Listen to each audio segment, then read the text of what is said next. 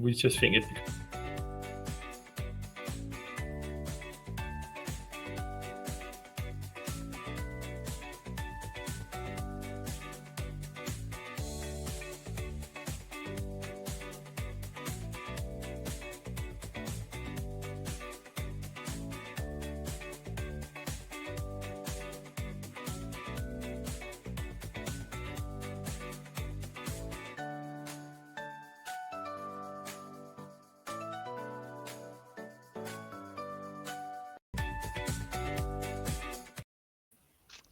All right. Hello, everybody. Good afternoon, and welcome to our first ACTI game event of the autumn.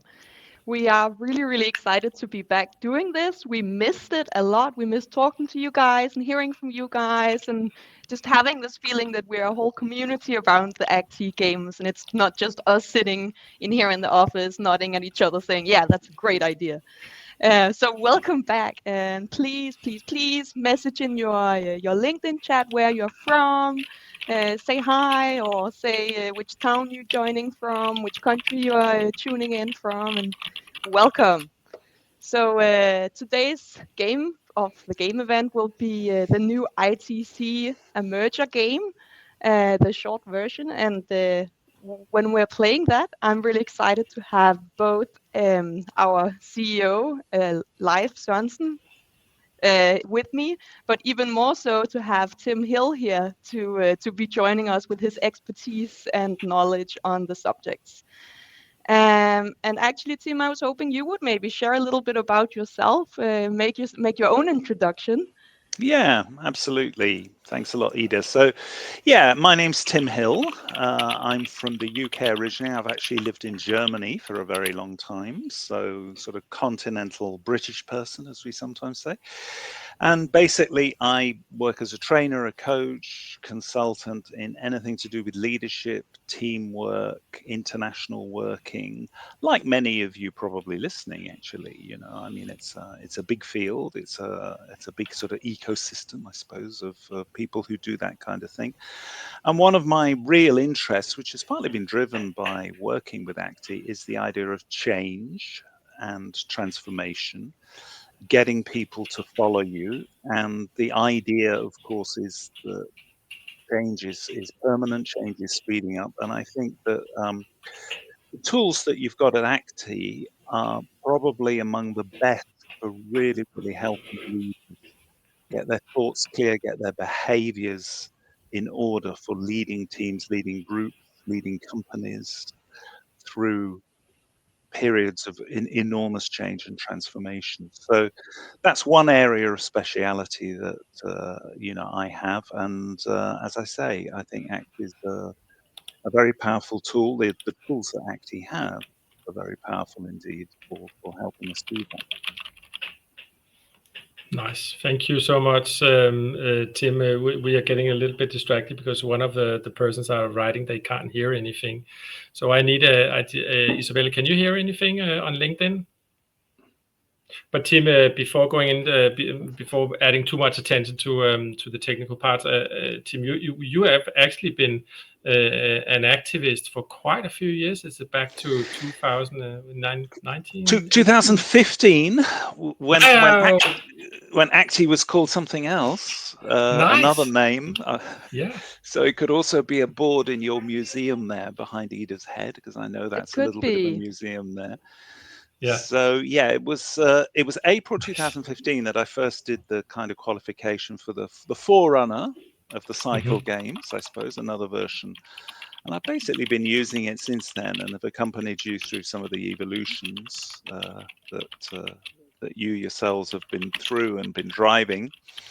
So I have been doing that for quite a while. And as you probably remember, Life, also during the pandemic, when we all had a bit of time, I actually did some work on data, ACTI and data, yes. looking at some of the programs that we'd run and seeing could we see any, I suppose, tendencies, themes, patterns in some of the data, which was quite interesting. Maybe I can share a little bit about that later. Yeah. That's really Yeah. cool. I didn't know that. We're definitely Yeah. looking Yeah. into the data, and I would love your input later on that, Tim. Yeah, Tim, sure. that actually got me started. You have to have a lot of credit for that. That actually got me started on using the data in a different way. That was like the first iteration and thoughts on the data model that today is very extensive and actually, but it's actually building on the same structure that you can combine sets of data and measure sets of data, and it's all about the theories that are embedded into the game, so you can shuffle between theories and so on. But that was the first when we did that. It was on chains. I remember it was on. Was it Yeah. on resistance? Well, it was on both resistance and also looking with a relatively small data set, but still enough to make some conclusions. Were there some differences in behaviors and choices between European, mostly Western European managers and Oh yeah. managers who are mostly from the USA? So that was actually one of the interesting things, because the kind of cliches came out in the data, let's put it that way. That was Yeah. really the main findings. So yeah. I'm not sure if we Ida, is it okay we take a second of this, because I just want to share that I just did a Absolutely. not. Thank you. I didn't do the similar thing, but what I did is that I compared the EUY, the Emotional Intelligence Framework of Hmm. Goldman, that is also part of some of the games, and I measured them on 1,500 games from executive level and or it was employee level 1,500, and then just approximately 1,000 games, and it adds up to over 100,000 choices made. And I measured those two data sets against each other to see the difference between employees and executive level on how they actually solve the same issue, which is an IT implementation into the CRM game. Quite interesting. We will add into the chat. We will add the link to that article, so you can go and have a look. Whoever wanted to have a look at that. But that's so. Thank you, Tim. That was actually the offspring of the data that we can combine today on the platform. Yes, yes, because I That's think so that's one of cool. the interesting things, also feeding back to organizations, how different parts of the organization might be behaving differently. Is there something not on their radar, a sort of choice that they might make, which would lead to, let's say, greater commitment from people in following the boat round, or even getting Yeah. on the boat. Yeah, and how did they do it? And that's also interesting, because if they have a lack, it's more like what they don't do. I think I consider that in the games. It's like if you don't make sense of urgency, if you're working with John Cotter, you are potentially having a problem with your change management Yeah, capabilities, because that's one of the key things in a change process, is creating that why, where are we supposed to go, why are we yeah, doing this? And if you're not doing that, you potentially have a problem. So if you see a lack of those options made in the game, you are potentially having an issue within your group of people, or you should at least exactly. investigate. Uh, Exactly. And I think, in training and developing leaders, one of the most important things is working on your blind spots, things that you're Mm. not doing. What you don't do, as you say, life is as important as what you do. I mean, both are behavior, basically. The lack of doing something is also behavior that you can get yeah, feedback on. Yeah. Super. sorry. All Sorry. right. No Offspring, Ida, worries. sorry. All How are right. we I'm doing used to it technically? when you're along. All right.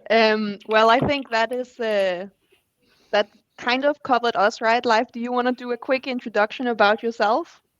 So I'm the CEO of Acti. I'm also the founder and inventor of Where We Are. So I also have a deeper knowledge of the system. I'm involved in the development of the tool, and I really enjoy learning. Is the key for me. And now we actually are in the middle of Dylexis, the week of dyslexic people, and I'm a dyslexic people. So games is really a great tool for me. And when I discovered that as a manager, walking into learning as a half adult, it was quite an interesting path to take. So I'm all into learning. I have a bachelor in organization development, and I have a master's in organization adult learning and skill management. So learning is my key, and Acti is my whole entire life. So I didn't realize it was Dyslexia Week live. No, it is. Yeah, Oh. I'm going to write something personal about it also. But let's go back to this. All right.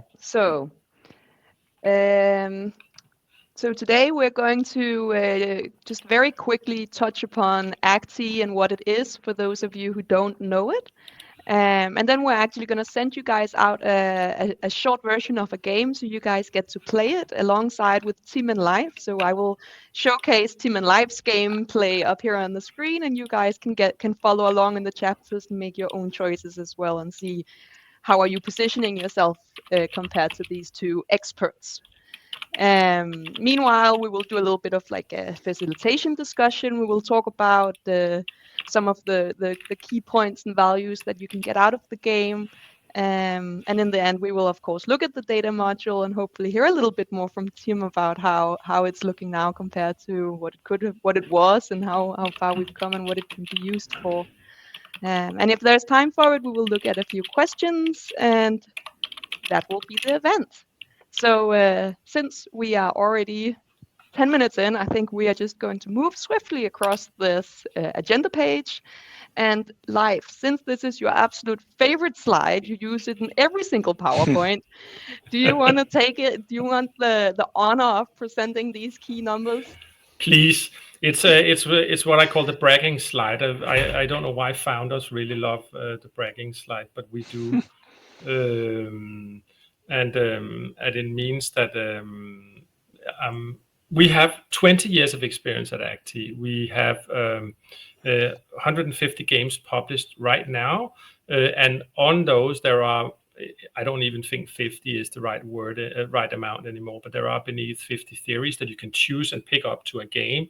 And there are 400 games being built by clients now. So the 150 that are open on the platform are being copied. People are changing them, adding new theories to them. And then we are so fortunate to have 2,500 certified consultants out there in the world who's actually using ACTI. And the map that you see behind is just the last 30 days of people who's been on the system. And we being a little company in Roskilde, Denmark, way up in the north, are so proud about having such a big outreach with the things that we do here at the office. So, and I feel that we have so many people that we need to thank, people like you, Tim, for this kind of success. So thank you so much, everyone out there. Thank you for making a great product. Yeah. All right. So, as Live said, we have so many theories that you can choose from, and so many games, and like we're really varying across so many industries, so many organizational types, and so many pains that we're actually covering. We have a list here of our pains, and normally we cannot separate them. Normally they are all intertwined in each other. Like you cannot deal with change management without also talking about communication or teamwork. But these are, I guess, our most used pains listed here on the screen. And I'm wondering, Tim, actually, do you have like a favorite pain, or a pain that you think is the most exciting to work with? Yeah, that's a good one. I mean, ultimately, I think whenever you're leading anything, whether we're calling it change or transformation or not, people are not always going to either get what you mean or follow you immediately, or fall into line, I suppose, which sounds a bit like the military or something like that. So I always like anything that's connected around the idea of resistance, the idea of inclusion, because this is not just something that's relevant for, as I say, an activity where you're leading change, you're leading transformation. It's more or less any time you have any level of responsibility, any need to drive something to get things done. So certainly anything connected with the idea of resistance, or the notion that people are not necessarily resisting you, but they're kind of not following you and your ideas and your plans, prospects, whatever. They're not following you with the energy that you want. We sometimes just call that compliance with a small c.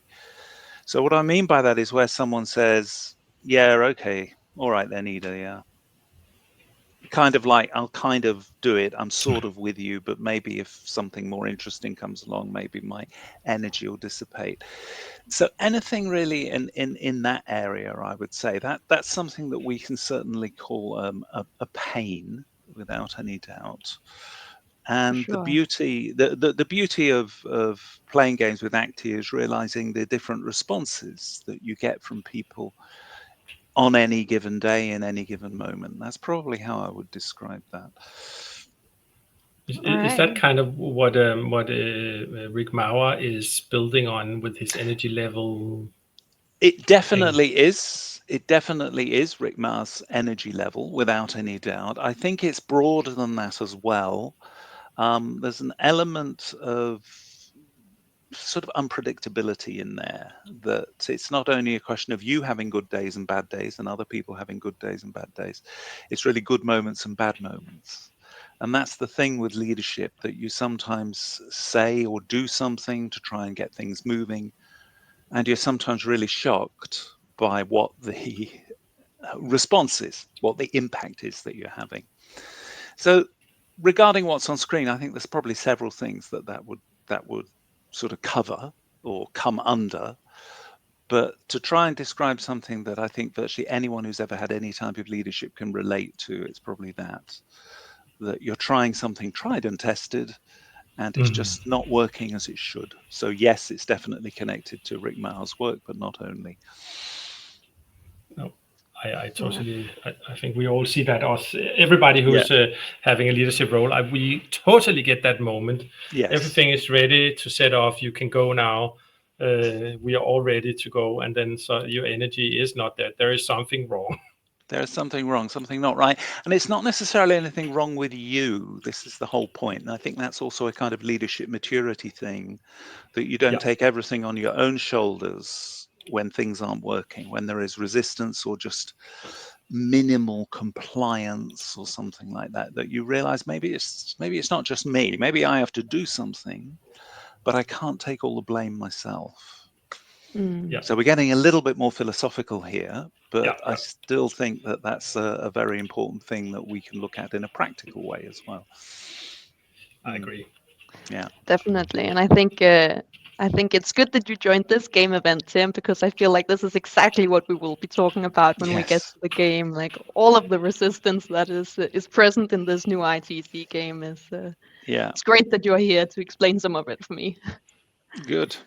All right. So just quickly wanted to touch about the learning space because we actually have, of course, we have our online tools that you guys are going to experience firsthand in a few minutes, but we also have our physical floorboards, and you can sort of sense them behind me. We have this wall of fame of Acti, where you can also see in the pictures here where you are standing around a physical floorboard, a little bit like playing Monopoly or Ludo or something.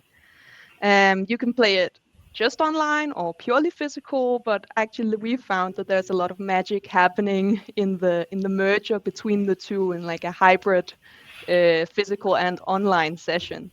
Um, do you also do it like that, Tim? Do you use both, or do you prefer to keep that separate? Certainly I use both. Hmm. I do, if I was asked, would you want to do online forever, or would you want to do something like we see in the pictures there, where we've got the people obviously in the Gulf region there standing around the board?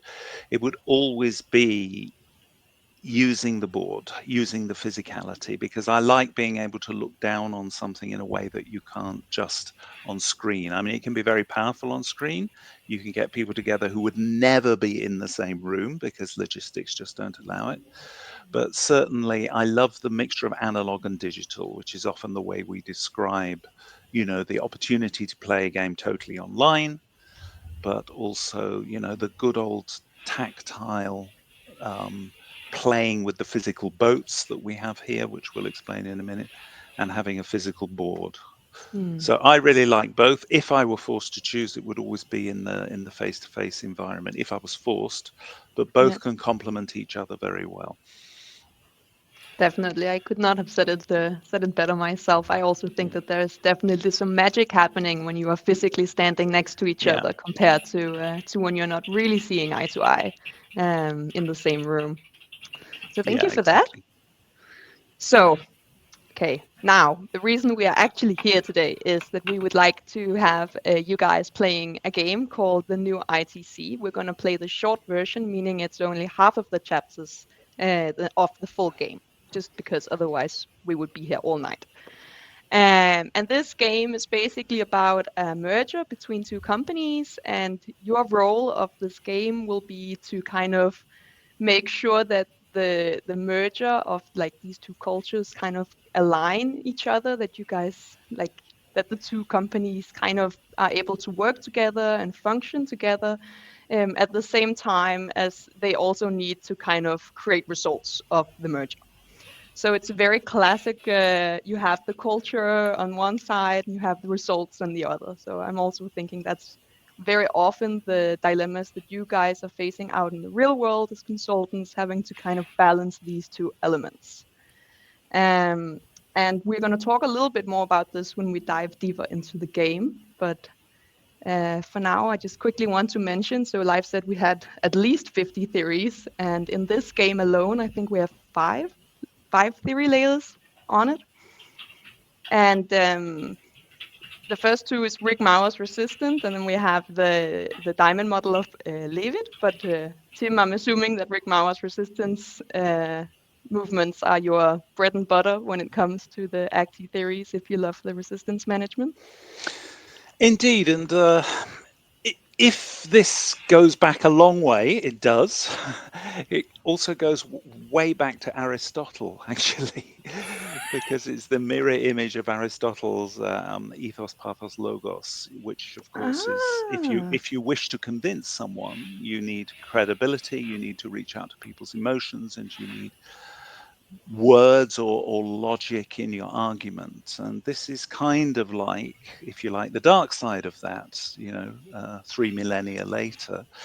So, I mean, what we've got on screen is just some feedback that you would get from the game. But basically what we're talking about here is there are three things that might go on with you when you're in resistance. One is that you actually don't understand something or maybe anything, that cognitively you don't get it. The second, and of course these all interrelate, they're not separate. The second is that you might not like something, so it's much more emotional. And the third thing is the person who is behind the change, you might not like them, or rather you might not trust them in that context that they're in. It's not necessarily that you would permanently dislike or mistrust permanently that person. It's that in the role that they have at the moment, you don't trust them at that level of their ongoing credibility. So it's I don't like it. Sorry, I don't get it. I don't like it. I don't like or trust you, at least in the moment.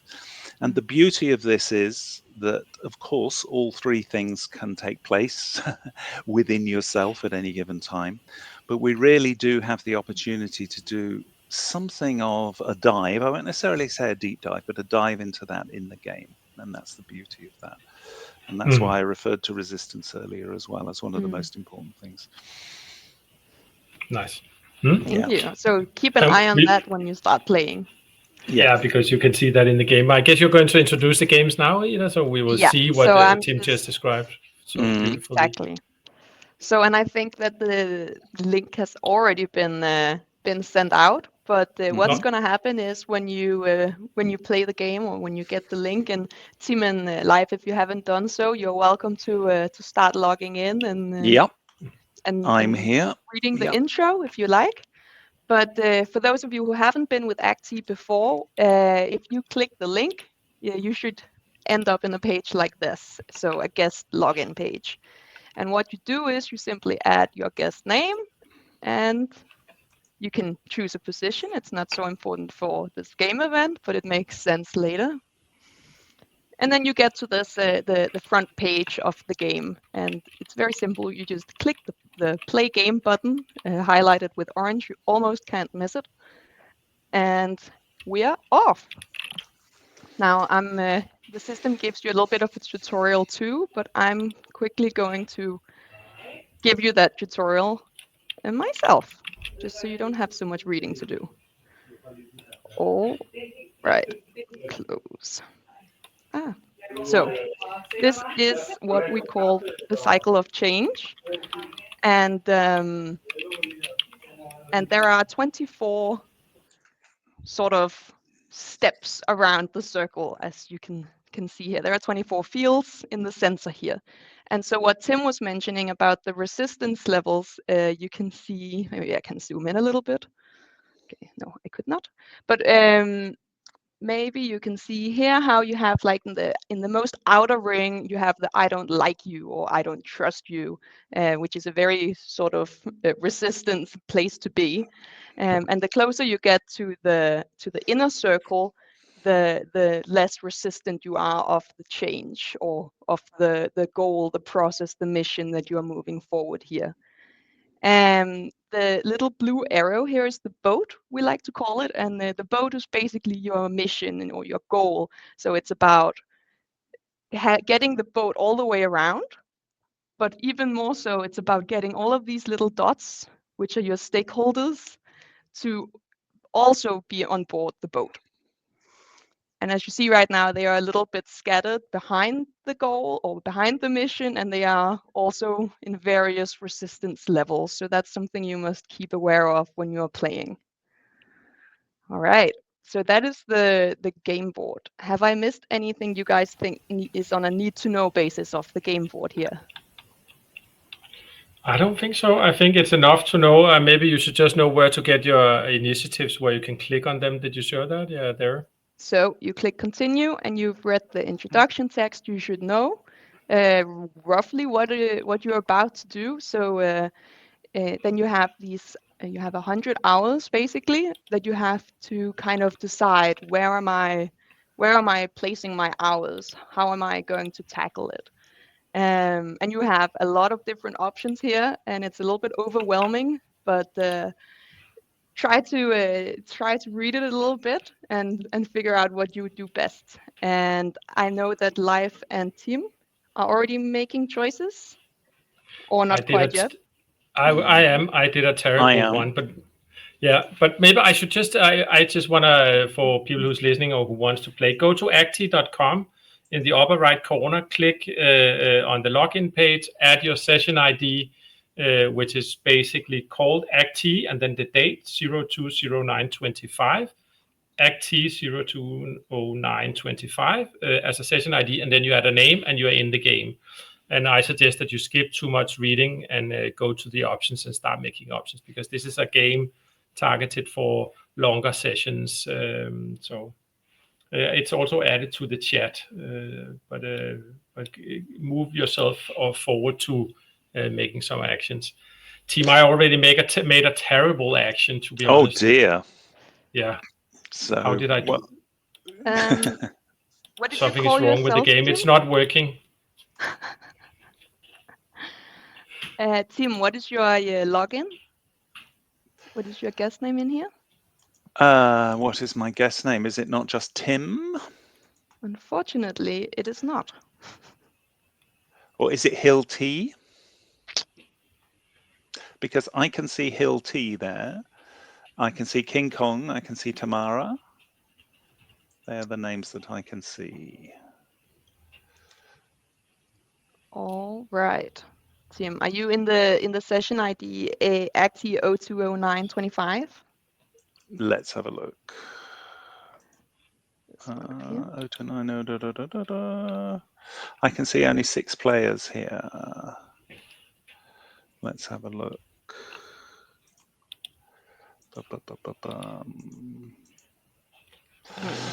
I don't see you in here, Tim. You are probably in the old session.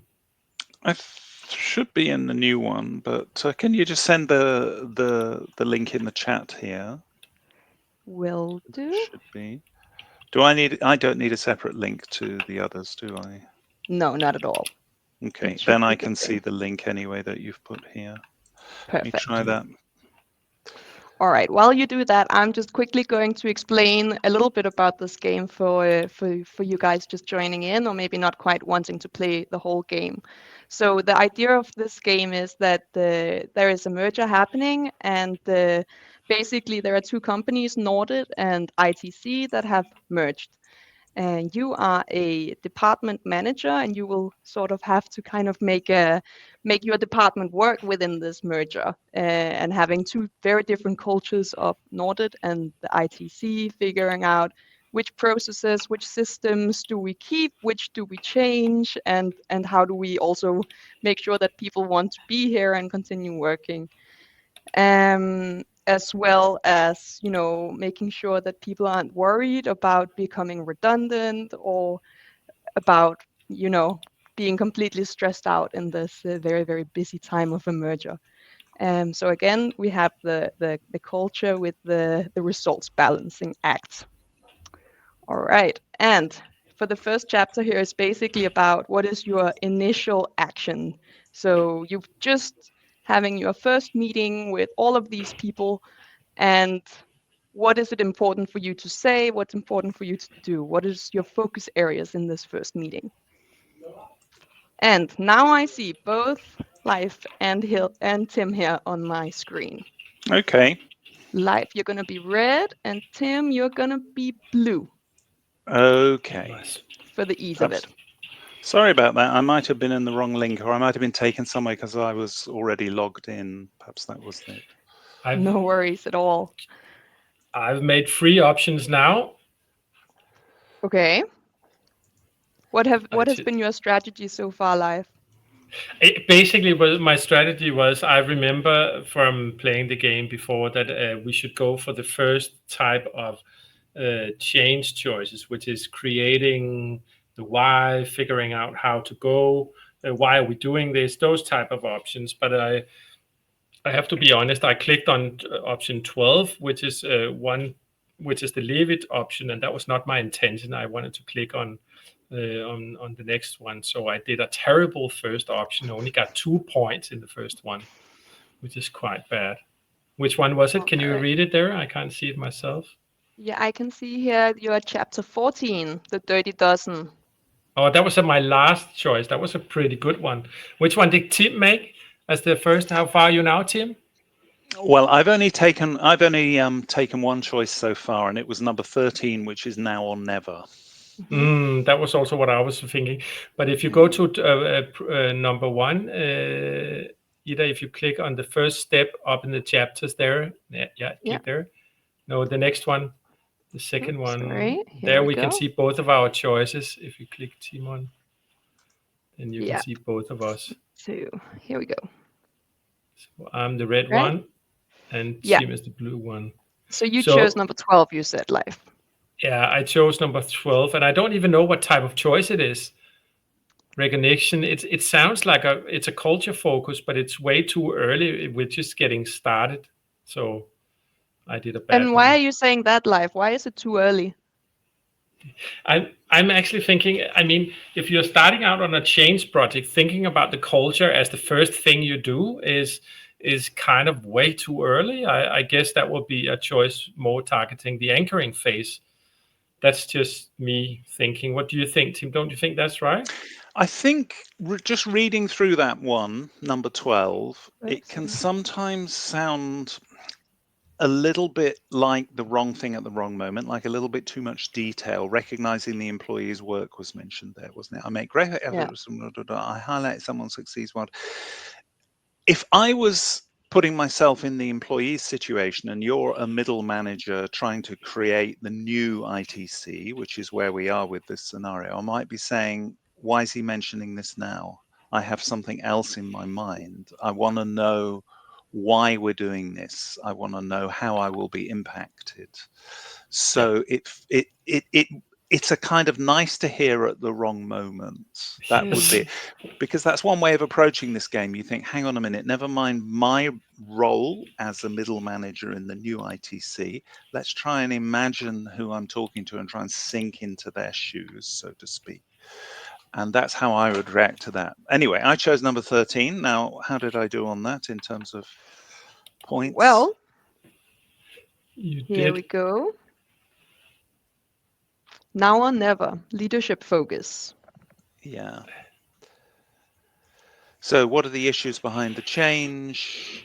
I present the status of how we're doing with respect to 3 issues, and so on and so forth. So the reason I chose that was that I'm beginning to formulate the why, and also perhaps address the cognitive need that some people have. That means the sort of rational, logical need that some people might have for saying, what is happening here and why is it happening? Yeah. And not just the big inspirational speech. Because the thing with the big inspirational speech is that when leaders give it, they often only inspire themselves. They don't necessarily inspire other people if they're not ready at that given moment. So that was my thinking anyway. That makes sense. So you could say that I inspired myself, but I did Yes. not inspire That's anyone it. else. I gave a great inspirational speech. Well, I'm inspired if no one else. And I think that's something that if you've worked in business, especially in bigger companies, we can all think of an example of where someone thinks they're really inspirational, but Yes. in the final analysis, it's mostly themselves that they've inspired. So, that's always a useful kind of lens to look at when you're looking at more inspirational options. Yeah, I think that gives me this one. Yeah. Yeah, or it gives Tim this one. Yeah, exactly. Especially because Tim got 80 points in that first choice live and you got 22. Well, there you No. go. I did not get 22. I got 2 in that one. If the dot is in number 1, I think it says 2 on one side, and Tim got 8. Oh yeah, sorry, you got 2 points live. I'm sorry. Yeah. Yeah, That's but really okay, bad. it's just a factor of 10 whether you add a 0 on something or not, doesn't it? In the But final I analysis matter. was really inspiring to myself. I love the that big didn't work. inspiring speech, but I Yes. do agree that it is often the speaker who is inspired. That's right. That's right. And that can be what we call a transfer learning. If you just Yeah. have a little bit of a joke around this when you're debriefing, that's something that just might be an aha moment for 1 or 2 participants in the room, whether we're doing it digitally or we're doing it around the physical board, as we already mentioned. So. But I've only played 1 option so far, simply because of logging in differently. So I can continue playing if that's okay. Please Yeah. do, Tim. Then I will Maybe we ask can- live what you were doing over here for your second choice, maybe. I think I went for the second choice. I went for my recognition, but maybe we could have Tim making a few choices. How many Yes. have I made? I've made 4 now, and then Yeah. if Tim makes a few, then we can catch up, and we can have a dance maybe, Ida. Yeah, let's do that. I feel like it's time. While Ready? Tim is making his a couple of choices. Yeah. Let's get moving.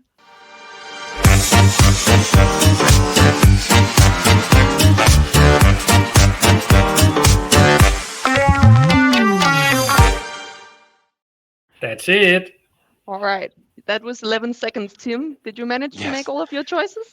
I've made another couple because Great. I do know these choices from having played it quite a few times myself, so I can read things very fast. Perfect. So let's see how I'm doing. I'll make 1 more just quickly. Let's do that one. I'm not going to say what it is. No, let's take the last Let's one. just- Then yeah. you should probably update data, Yeah. Ida. So I'm so excited now.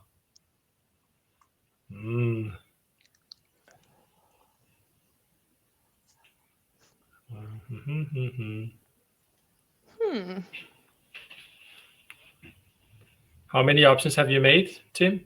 I think 4. 4. Maybe you can take him off and on and off and see whether that updates correctly. It should be 4 now, I think. Yeah. Let me have a look here. There you went. Game history. Here we go, Tim. You changed the color for a second. There we go. Now you're blue again. Okay, not my choice though. Yeah. No, that's definitely on me. And then you you have if you click on the dot where we are, we might be able to see what we did. Oh yeah.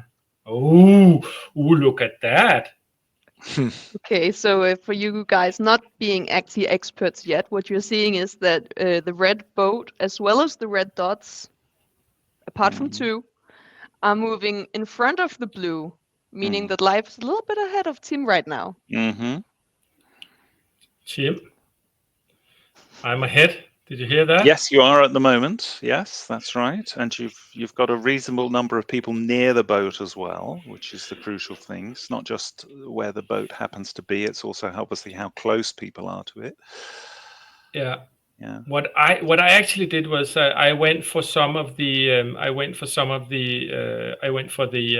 resistant option, because I remember that one of the resistance options is working on getting people down resistant level, and that actually moved a lot of people towards the boat. And then I was thinking in my last option, okay, it's time to push. So I took Levit's looking ahead in the next year, kind of a strategy choice, giving more like context, where are we going, people, in the next year. That was my idea, and I thought that's probably also a good idea to do those two things. Mm-hmm. That was my idea. So I think I got lucky. So maybe the first option of taking the wrong choice was maybe not that bad at all. And how about you, Tim? What was your next option for success in this merger? Yes, so I started off with the now or never. Just let me go back to my, and if you can click me as well, just have a look what it was. Never. And the second one after that, I believe, was, if we scroll down, Ida. There we go. Sorry, I'm just doing it this way. Where are we going? It was the where are we going one, yeah. Yeah. So that, again, leadership focus.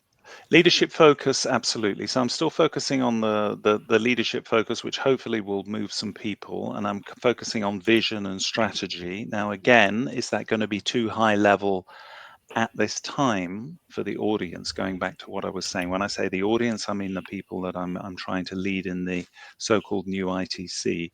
It could be, I did think of choosing a resistance option, which isn't, of course, for us labeled as resistance, but I think both Life and I know something of the structure that lies behind these choices of 100 hours. So that's why I went with that. Okay. And what is the structure? Can we hear the secret of you guys who knows it?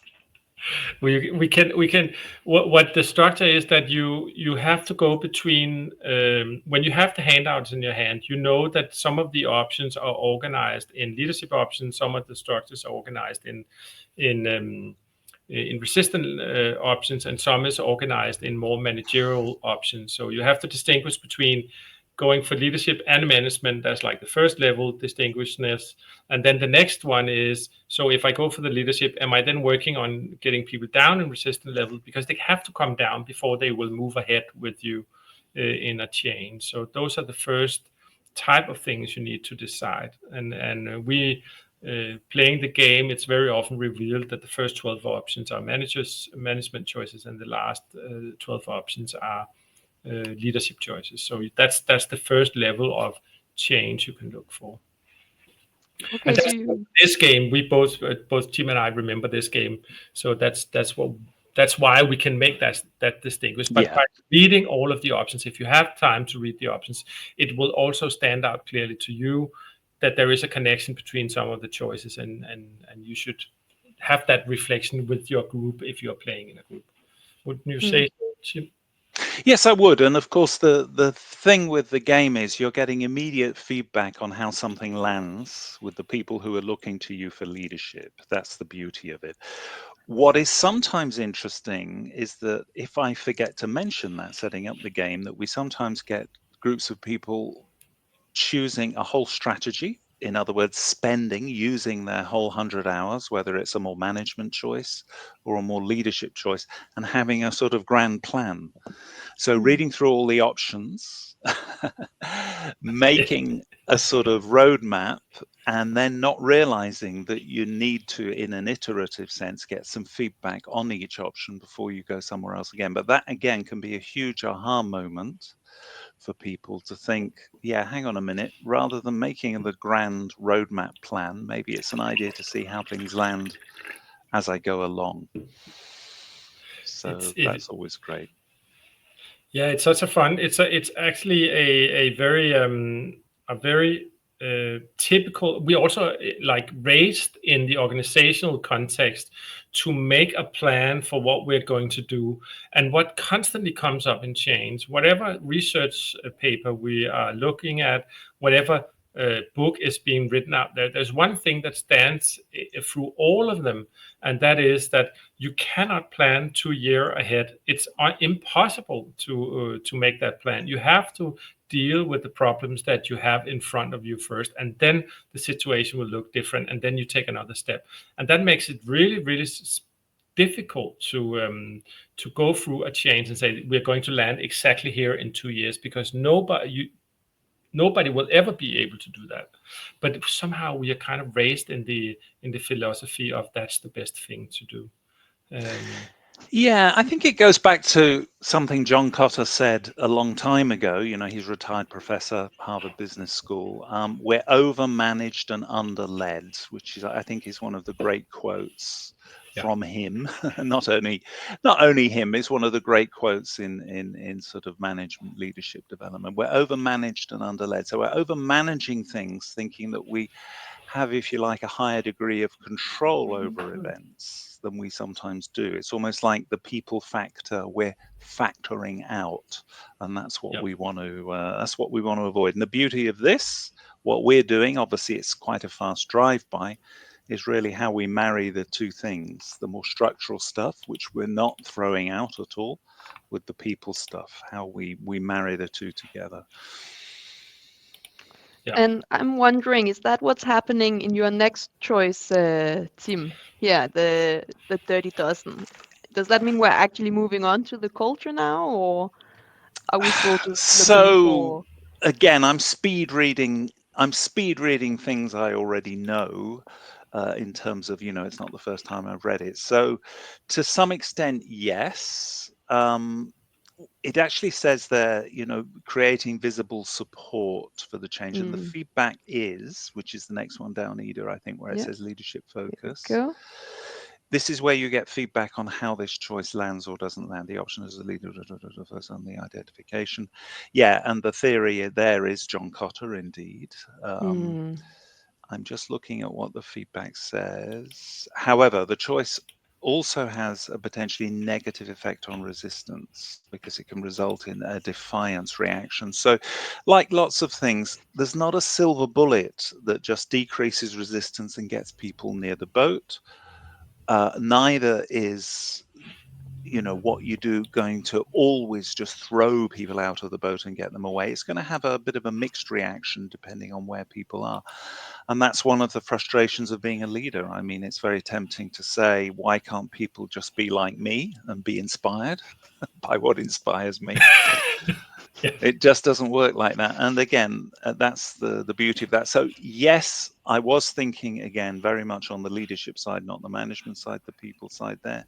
But as we can see from the feedback, the system has given me, it's mixed reaction, which of course is with many choices, it's going to have a mixed reaction. Of course it is. Yeah. I just made my my last choices in chapter one. And Ida, maybe we should have this sound a little bit to transit into the profile. Maybe we should. I think we should.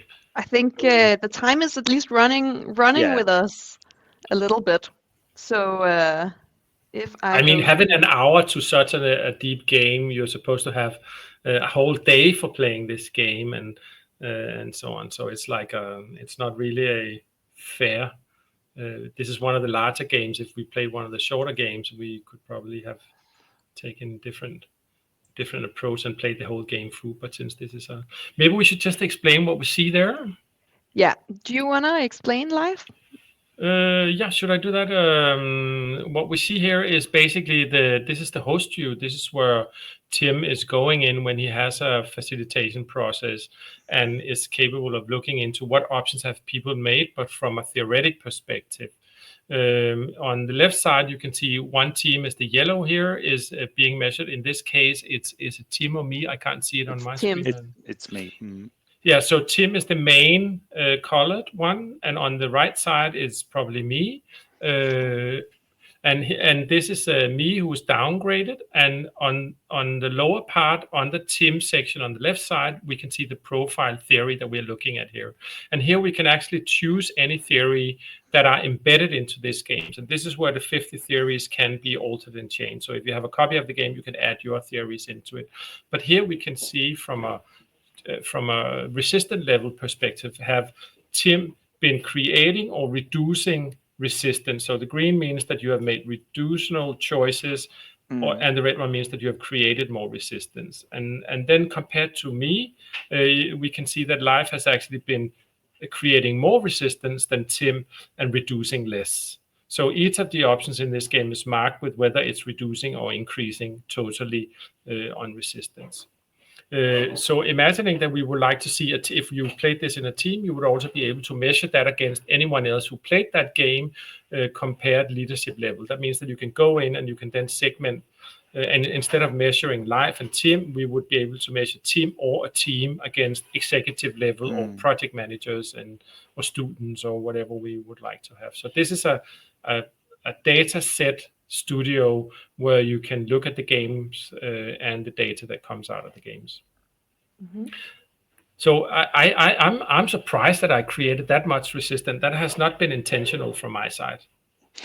Yeah, and I think when people are playing, their intention is never really to create resistance. I mean, there may be a choice that you make where you think, well, some people won't like this based on what I've experienced in the game so far, but we need to drive the boat forward. But I think that's, again, the beauty of it. The emotions that you go through as you play this with these stakeholders really reflects real life, and the frustration and surprise that you sometimes encounter when you think you've done the right thing, you've got the right intentions, you're trying to get things done for the company, for your managers, but also for your team or whoever's looking to you for leadership. But you still get these mixed responses, which is what we've been talking about the whole time. So learning to live with that and learning to adjust and realize that some relatively small changes can have a big impact and get people closer to the boat, I think is one of the most important things. I'm kind of thinking, okay, so if I should challenge myself from in chapter 2, I would think, okay, I want to focus on less resistance. I want to, now we get in the next chapter, we won't have time to play the chapter, but I would think, okay, I need to focus more on people and making sure they're more onto the boat than off the boat. That will be out of this picture, that will be my strategy going forward from here. Yeah.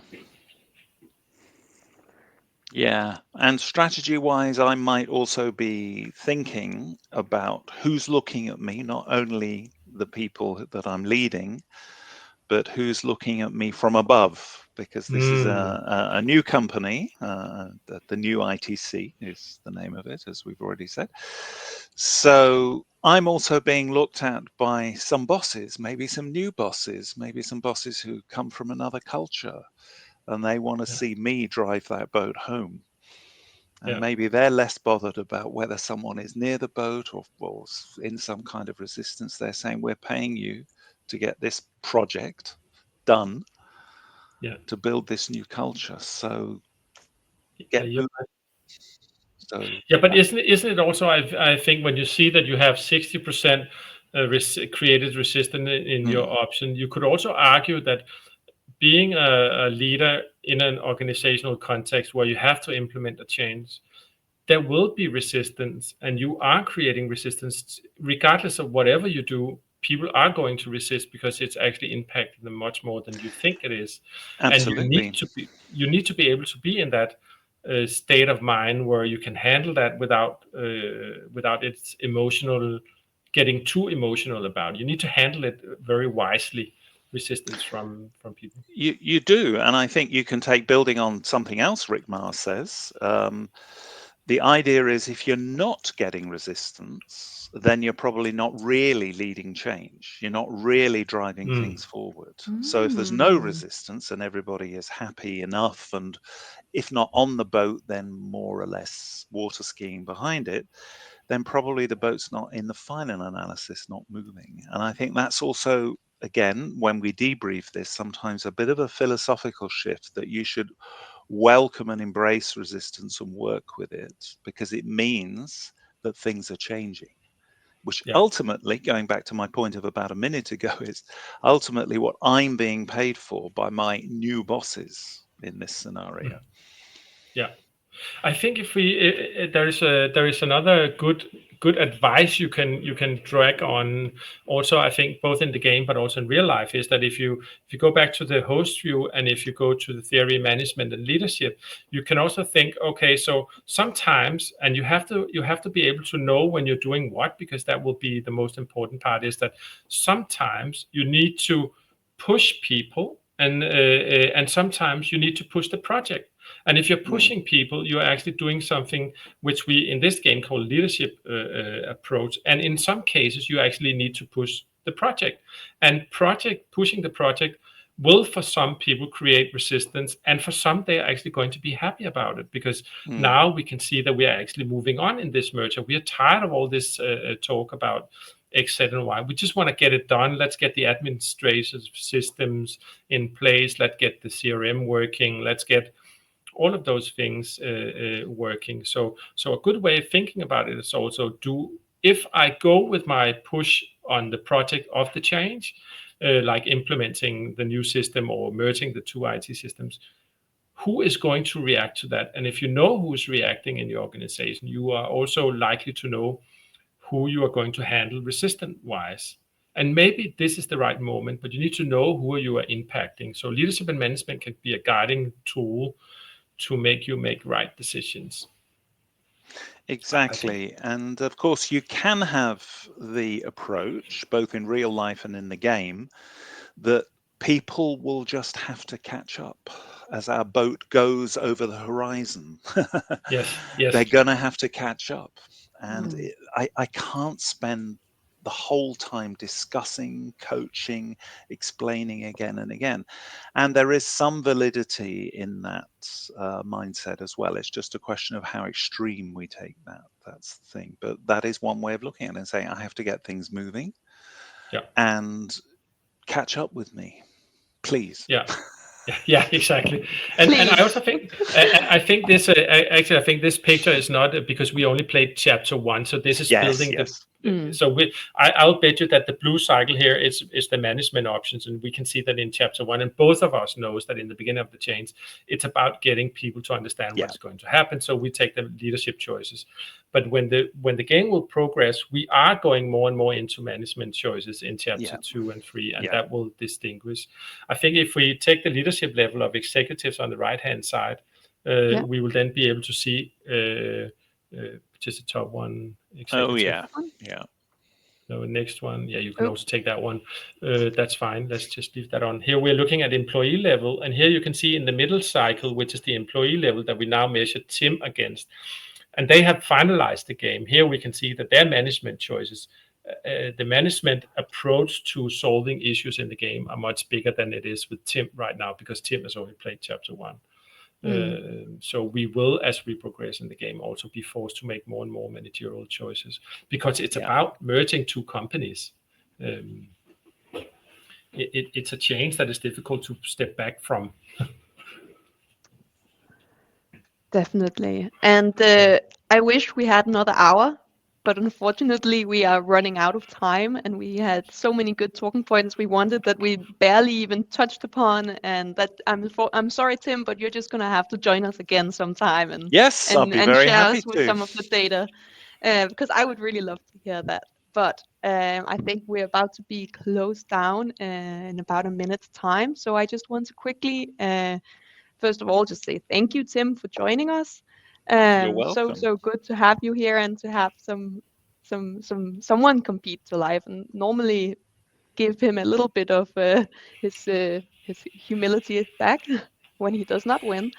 And otherwise, we are back every Tuesday from now on until the end of the year, basically. So please tune in on Tuesdays between 3 and 4. The next upcoming event we have for you guys is going to be about sustainability and the Games for Green. So that will be next week, and we are super excited about that too. Okay. We are going to play a game that we created under the Game for Green with Implement Consulting Group, which is part of that project, and Roskilde University. So it's a really interesting game about saving water in an organizational context that we actually created with new theories inside for a test of a new floorboard on the leadership game, on the barometer game. So super exciting. Yeah. New theories, new floorboards. New theories, new Nothing floorboards. will be the same. Yeah. Tim, thank you so much for joining us. Awesome playing against you. I wish I could say I'm very compatible, so I wish I could say I was winning, but there is still 2 chapters left, so I guess I'm not. It would be too much of a lie to say, even though I'm willing to lie if I'm supposed to win, but I'll stand back from that. And of course, it's about the winning is the learnings in something like this. That's what we have to say. I think life used to have this great quote with sometimes you win and sometimes you learn.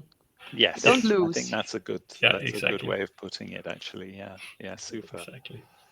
And on that note, I think thank you for today. Have a wonderful afternoon, and remember that you don't lose, you learn. So thank you, Tim. okay. That's true. Thank you very us. much. Thank you, care. guys. It was good fun. Bye-bye, everyone. If you go and play the game, also for the ones that are listening to it afterwards. Hey, take care. Bye-bye. Bye. Okay.